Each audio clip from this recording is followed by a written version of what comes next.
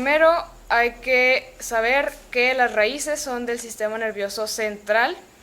Estas son las raíces y está C5, C6, C7, C8 y T1.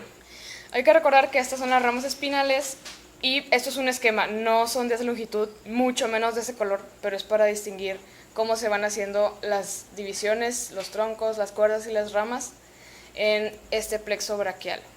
Después vienen los troncos, que son el superior, el medio y el inferior. Después estos troncos se hacen divisiones anteriores y posteriores.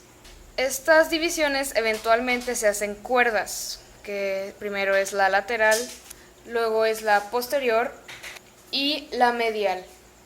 Después estas cuerdas son las que se dividen finalmente en las ramas, que son las que inervan ya toda la parte de la extremidad superior y el hombro.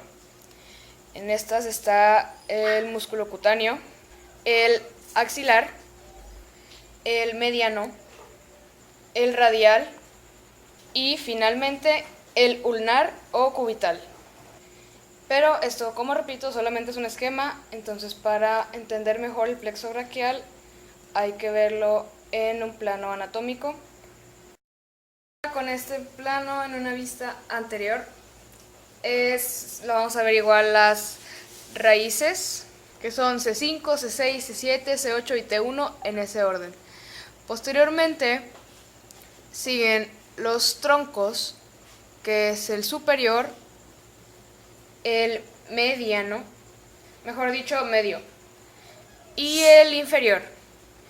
Y las divisiones, primero la posterior y la anterior. Estas divisiones se unen en cuerdas en la parte inferior de la clavícula y la parte medial del húmero. En la cuerda lateral, posterior y medial. Finalmente, las ramas son las secciones más largas en el plexo. Y primero está la rama del músculo cutáneo, la cual se extiende de manera anterior al húmero y se inserta de manera posterior al radio. Después está el axilar, que está principalmente en la cintura escapular, es decir, en la articulación del hombro, que es la unión del húmero y la clavícula.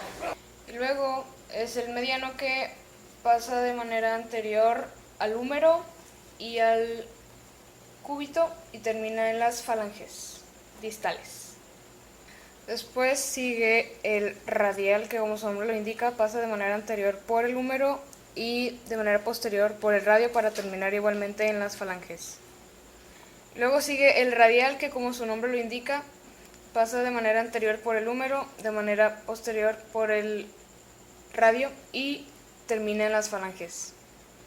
Y finalmente el ulnar o cubital, que pasa de manera medial por el húmero y por el cúbito y es el que más inervación tiene en la mano, inervando la rama digital y la superficial en la palma de la mano. ¡Tarán! No está bien. En serio, porque ya descubrí. Besito. Bueno, escucha. Te lo prometo. Dame un abrazo. Sí. Qué puto. A ver, manita de león.